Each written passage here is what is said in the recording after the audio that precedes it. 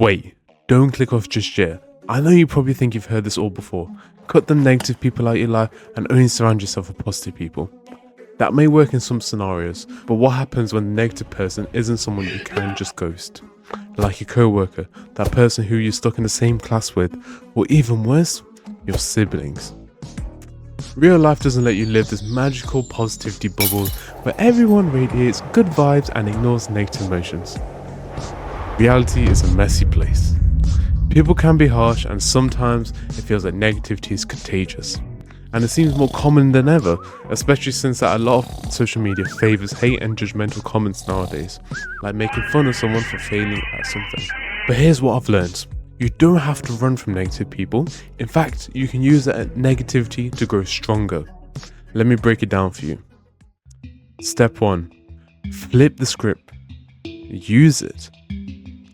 When I used to deal with negative people, I let their energy mess up my whole day, week, even months on end. I would replay their words in my head like a bad song stuck on loop. Before I knew it, I was a complete mess from that experience.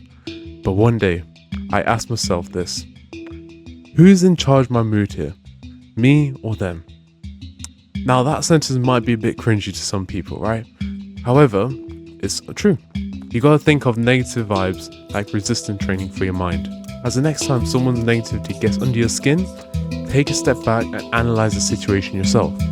Ask yourself this: is their negativity justified?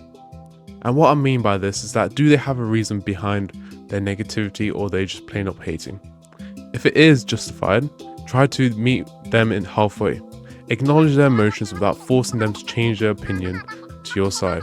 But if they're just being negative for no reason, don't waste your energy on it. This process of reflection helps you think and respond better in these kind of situations, giving you more control over your emotions and steering the conversation into a better direction. Step 2. Empathize. Yes, seriously. Here's the hard truth. People who tear down others are often fighting their own battles. You experience this and others have experienced this. And you've probably heard this phrase before. When someone bullies you, it usually is because they're avoiding something negative about themselves and lashing it out on you instead. I realized this during my self-improvement journey. As one example was the day where I started to gratitude journaling. This practice helped me focus on the positives in life, and when this became a habit of mine, my speech became more positive towards everything in life, even at things my friends would say negative things towards. And it seemed to annoy my friends at the time, as when they were criticizing others or making fun of others, right? I would respond with a positive remark, try to de-escalate the situation and make it not seem as bad. Later on, I talked to one of my friends on one-to-one who always criticized me for being too positive in life. And then when I was able to get a one-on-one situation with him, he opened up about the problems they were facing in their own lives. That conversation gave me a deeper understanding of their perspective and why they lashed out so much. This mindset helped me let go of resentment and focus on what truly mattered. Showing empathy doesn't excuse their bad behavior, but it helps you to not take things so personally, and it makes it easier to see where other people are coming from. Quick reminder before I continue the video, I just wanted to say we are getting so close to that 1,000 subscriber goal, and it would mean a lot if you could help me get there. So could you please go down and hit the subscribe button? You can unsubscribe later if you don't like my content. It would just be really great if you could do it now. To let me know you made it this far in the video, comment a random word below like translate leftovers to let me know that you're a real one for sticking around for this long. Thank you, and let's continue on. Step 3. Shift the energy. Back when I was still close with my negative friends, I used to clash with them all the time. If they said something negative about one person or about something, I would go full force on the opposite end and try to overcompensate with positivity. But as I'm growing up and reflecting on my self-improvement journey, I realized this approach didn't work, as it didn't get us anywhere and we didn't understand each other, and the negativity just escalated. So after years of having these kind of conversations with each other, I tried a new method. Instead of clashing with their energy, I learned how to deflect it and absorb it in a constructive way. Now I know what you're thinking, oh, why would you absorb negative energy? I thought you wanted to become more positive. But hear me out. When I say absorb, what I mean is to neutralize it. For example, if someone says, this project is too hard, no way we can do this. Instead of responding like this, what do you mean, this would be so easy for us? Instead, try and respond with something like this. Yeah, it does seem tough, but I'm going to give it a shot and see how it goes, in a calmer tone. This neutral response takes the edge off the conversation and de-escalates the negativity, and might even make them reflect on their own words. It's not about forcing their positivity on them, it's about bringing balance to the conversation. Step 4. Become the light to attract other positive people to you. Having negative friends surrounding you all day from school, even when you come home and play games, can slowly change your positive, optimistic mindset into something more negative and pessimistic. This is what I experienced from year 7 to year 10.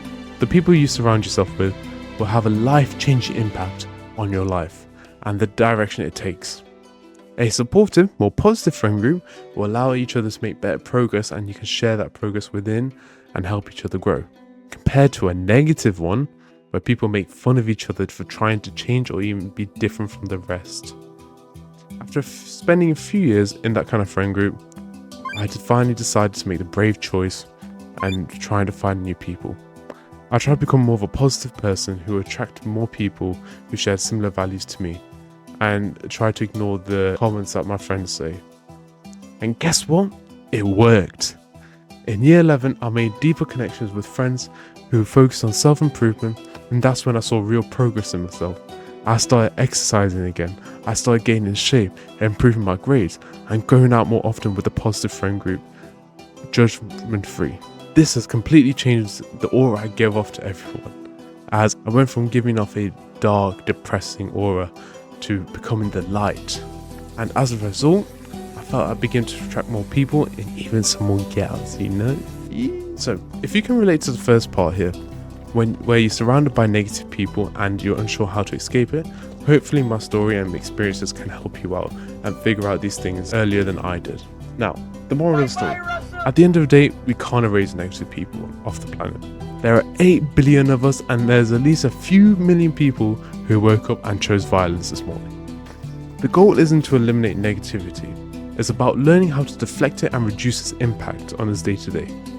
When you stay calm, empathetic and positive in the face of negativity, you don't just survive in it, you thrive. You learn how to combat negativity without letting it take over your day and waste your time. So, what do you think? Do you agree or disagree with my points?